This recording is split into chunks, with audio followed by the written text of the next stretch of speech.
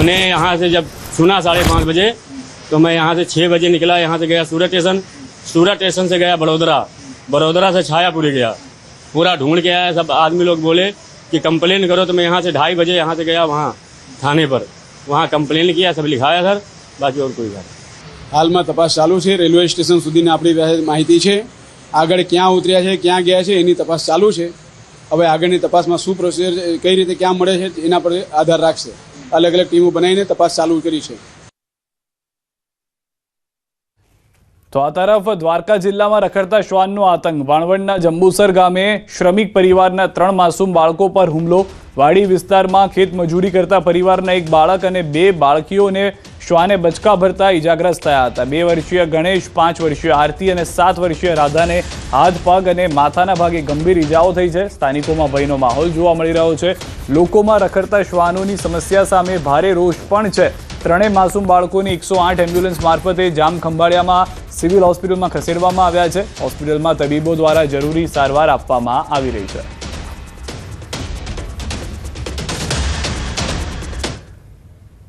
ગીર સોમનાથ જિલ્લાના ઉના શહેરમાં રખડતા શ્વાનનો આતંક વધતા સ્થાનિકોમાં ભય અને રોષનો માહોલ સર્જાયો છે। શહેરના વિવિધ શેરી મહોલ્લામાં નાના બાળકો અને રાહદારીઓ પર શ્વાનો હુમલા કરી રહ્યા હોવાનું સામે આવ્યું છે। છેલ્લા 1 થી 2 મહિનામાં આશરે 5 જેટલા લોકોને શ્વાને કરડ્યાની ઘટનાઓ નોંધાઈ છે। તાજેતરમાં જસરાજનગર વિસ્તારમાં રમતા બાળક પર 3 શ્વાન તૂટી પડતા બાળકને ઈજાઓ પહોંચી હતી। સ્થાનિકોની રજૂઆતો છતાં પાલિકા તંત્ર બેદરકાર હોવાના આક્ષેપો થઈ રહ્યા છે। જોકે પાલિકાએ શ્વાનોને પકડવા ખાસ સ્ટાફ તૈનાત કરી અને કાર્યવાહી તેજ કરવાની ખાતરી આપી છે। હમણાં છેલ્લા 1 મહિનાથી અમારી સોસાયટીમાં કૂતરાઓનો ત્રાસ વધારે છે અને છેલ્લા 3-4 બાળકોને કૂતરા કવડ્યા છે। એમાં કાલે સાંજે 7 વાગ્યા 7:15ની આસપાસ મારા છોકરા ઉપર 3 કૂતરાઓએ એકસાથે એટેક કરી અને હુમલો કર્યો હતો। અમે નગરપાલિકાના ચીફ ઓફિસર સાહેબશ્રીને અરજી કરેલી છે અને એમણે યોગ્ય કાર્યવાહી કરી અને રસીકરણ અને કૂતરાને પકડવાની ખાતરી આપી છે। 7-8 જેટલા છોકરાઓને આના જ કૂતરાઓએ હાલતા ચાલતા એટેક કરે છે। નાના મોટા વડીલો નીકળે છે, એમને પણ આ લોકો હાલતા ચાલતા એટેક કરે છે।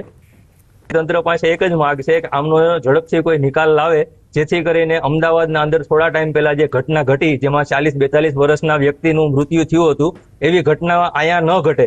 જસરાજનગરમાંથી પ્રશ્ન આવેલો છે અને એના માટે સ્ટાફને ડિપ્લોય કરી દીધો છે આજે, અને બનશે એટલા શક્ય પ્રયત્નો કરી અને એની આતંક માટે અને જરૂરી અવેરનેસ માટે પણ અગાઉ નગરપાલિકાએ પ્રોગ્રામ કરેલા છે અને ફરીથી જરૂર પડશે તો એ અવેરનેસના પ્રોગ્રામ કરીશું। નિકોલમાં કરોડોના દાગીનાની ચોરીનો મામલો। આરોપી મયુર માળીને ગ્રામ્ય કોર્ટમાં રજૂ કરાયો। આરોપીના 5 દિવસના રિમાન્ડની માંગણી કરવામાં આવી। કોર્ટે મયુર માળીના 5 દિવસના રિમાન્ડ કર્યા મંજૂર। 800 ગ્રામ સોનાની તપાસ માટે ઉદયપુર જશે। પોલીસ હર્ષિદા નાહવા ગઈ ત્યારે મયુર સોનું લઈને ફરાર થયો હોવાની જાણકારી આપી ચૂક્યું છે। અમદાવાદમાં આવેલ નિકોલમાં કરોડોના દાગીનાની ચોરીના મામલે આરોપી મયુર માળીને ગ્રામ્ય કોર્ટમાં રજૂ કરવામાં આવ્યા। મયુર માળી ચોરી કરનાર હર્ષિદા શેટ્ટીનો પ્રેમી છે। કોર્ટે આરોપીના 5 દિવસના રિમાન્ડની માંગણી કરી છે। હવે આ સમગ્ર મામલે ચોરી કરેલા કેટલાક દાગીના વેચ્યા અને કેટલાક રાજસ્થાનમાં દાટિયાની તેની તપાસ થશે। મયુર માળીને લઈને રાજસ્થાન જશે। ગુજરાત પોલીસ કોર્ટે મયુર માળીના 5 દિવસના રિમાન્ડ મંજૂર કર્યા છે। 800 ગ્રામ સોનાની તપાસ માટે ઉદયપુર જશે પોલીસ। આરોપી મયુર અગાઉ પણ 56 લાખની છેતરપિંડીમાં સામેલ હોવાનું જાણવા મળ્યું છે। આરોપી હર્ષિદા દિલ્હી નાહવા ગઈ ત્યારે આરોપી મયુર સોનું લઈને થઈ ગયો હતો રવાના। સમગ્ર કેસની અંદર માસ્ટર માઇન્ડ તરીકે જે નામ ઉભરી આવેલું, જેનું નામ છે મયુર માળી, જે આ સમગ્ર પ્રકરણનો માસ્ટર માઇન્ડ હતો અને જેમ ચોરના ઘેર ઘંટી ચોર એમો હર્ષિદા શેટ્ટી પાસેથી જે દાગીના હતા એ પણ તેની પાસેથી જે લઈ અને ભાગી ગયેલો। તપાસ દરમિયાન હાલના આરોપીને અટક કરવામાં આવેલા। વડોદરાના કમાટીબાગ ગેટ નંબર 2 પાસે મૃતદેહ મળતા ચકચાર મચી ગઈ। લોહીલુહાણ હાલતમાં અજાણ્યા પુરુષો મૃતદેહ મળ્યો હોવાની જાણકારી છે। ઘટના સ્થળે સ્થાનિક લોકોના ટોળા એકઠા થયા હતા। જાણ થતાં સયાજીગંજ પોલીસ તાત્કાલિક ઘટના સ્થળે પહોંચી મૃતકના મોંમાંથી લોહીની ઉલટીના નિશાન મળ્યા હતા। પોલીસે મૃતદેહ પોસ્ટમોર્ટમ માટે સયાજી હોસ્પિટલ ખસેડ્યો હતો।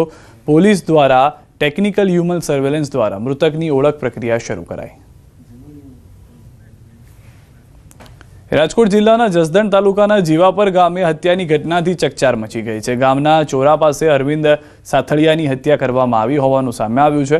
મૃતકના માથાના ભાગે તીક્ષ્ણ હથિયારના ઘા જોવા મળ્યા. પરિવારજનોએ ગામના જ એક શખ્સ પર હત્યાનો આક્ષેપ કર્યો અને આરોપી ઘટના બાદથી ફરાર હોવાનું જણાવ્યું છે. આરોપીને ઝડપી પાડવા માટે Jasdan police, Atkot police, LCB, SOG સહિતની ટીમો કાર્યવાહીમાં લાગી ગઈ.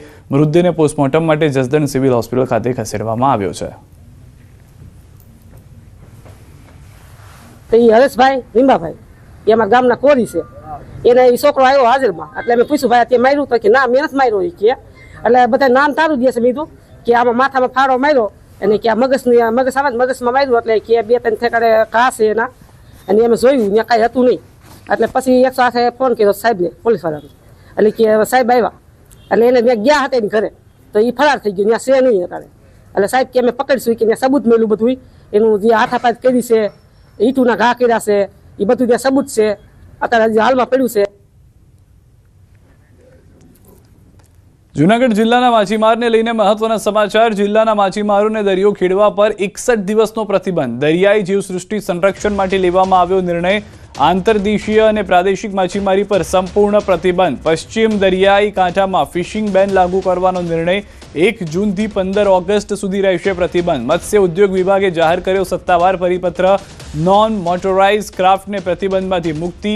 પગડિયા માછીમારોને પણ અપાઈ છે છૂટ. આદેશનો ભંગ કરનાર સામે થશે દંડનીય કાર્યવાહી.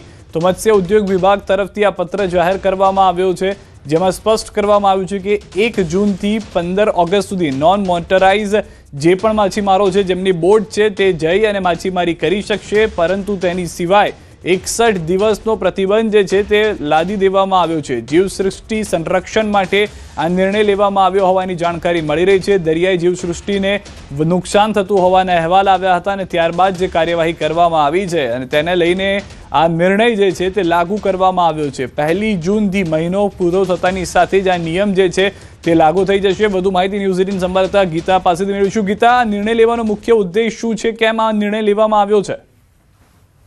જી, રાજ્ય સરકારે 1 જૂનથી 15 ઓગસ્ટ સુધી એટલે કે કુલ 61 દિવસ માટે આંતરદેશીય અને પ્રાદેશિક માછીમારી માટે જૂનાગઢના માછીમારો પર સંપૂર્ણપણે પ્રતિબંધ જાહેર કર્યો છે.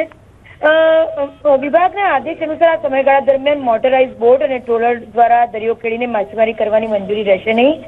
અને દરિયાઈ માછલીઓના પ્રજનન સમયને સુરક્ષિત રાખવા અને દરિયાઈ પરિવારોનું સંવર્ધન કરવા માટે દર વર્ષે આ પ્રકારનો પ્રતિબંધ લાગુ કરવામાં આવે છે. અને જે અંતર્ગત જ આજે આ પ્રતિબંધ લાગુ કરવામાં આવે છે. સરકારનું માનવું છે કે આ નિર્ણય લાંબા ગાળે માછીમારોના હિતમાં સાબિત થશે, કારણ કે દરિયામાં માછલીઓની સંખ્યા જળવાઈ રહે છે અને ભાવિ સમયમાં ઉત્પાદનો વધશે. પરિપત્રમાં સ્પષ્ટતા પણ કરવામાં આવી છે કે નોન મોટરાઇઝ ક્રાફ્ટને આ પ્રતિબંધ કરવામાં આવ્યો છે. ઉપરાંત પરંપરાગત રીતે એટલે કે દરિયા કિનારે પગપાળા માછીમારી કરતા પગડિયા માછીમારોને પણ આ નિર્ણયમાંથી મુક્તિ આપવામાં આવી છે. એટલે કે નાના અને પરંપરાગત માછીમારી મર્યાદિત પ્રવૃત્તિઓ ચાલુ રાખી શકશે. પરંતુ મત્સ્ય વિભાગે ચેતવણી પણ આપી છે કે પ્રતિબંધના સમયગાળા દરમિયાન જો કોઈ વ્યક્તિ કે બોટ દ્વારા નિયમોનો ભંગ કરીને માછીમારી કરવામાં આવશે સામે કડક દંડનીય કાર્યવાહી કરવામાં આવશે, જેમાં બોટ જપ્ત કરવાની કાર્યવાહીથી લઈને કાનૂની પગલા સુધીની કાર્યવાહીનો સમાવેશ થાય છે. પછી આપણે જણાવીએ કે દર વર્ષે ચોમાસા પૂર્વે દરિયામાં માછલીઓ અને અન્ય જળચર જીવસૃષ્ટિના પ્રજનન માટે અનુકૂળ વાતાવરણ ઉભું થાય છે અને સમય દરમિયાન ભારે પ્રમાણમાં માછીમારી થવાથી જળચર જીવસૃષ્ટિને નુકસાન પહોંચે છે. તેથી કેન્દ્ર અને રાજ્ય સરકારના માર્ગદર્શન સૂચનો મુજબ પશ્ચિમ કાંઠાના વિસ્તારોમાં નિશ્ચિત સમય માટે ફિશિંગ બેન અમલમાં મૂકવામાં આવે છે. જે અનુસાર જૂનાગઢ સહિત સૌરાષ્ટ્ર દરિયાકાંઠાના વિસ્તારોમાં જે પરિવારો માછીમારીના વ્યવસાય સાથે જોડાયેલા છે તે તમામ માટે આ પ્રતિબંધ જાહેર કરવામાં આવે છે. આભાર ગીતા, સમગ્ર માહિતી બદલ. સમાચારોમાં અત્યારે બસ આટલું જ. આપ જોતા રહો ન્યૂઝ 18 ગુજરાતી.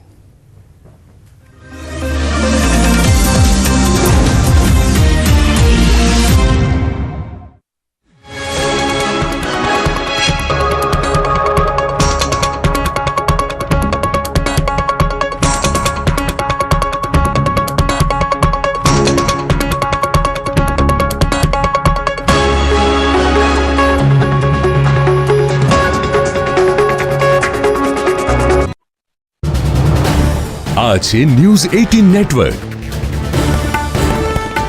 તમે જોઈ રહ્યા છો ન્યૂઝ 18 ગુજરાતી.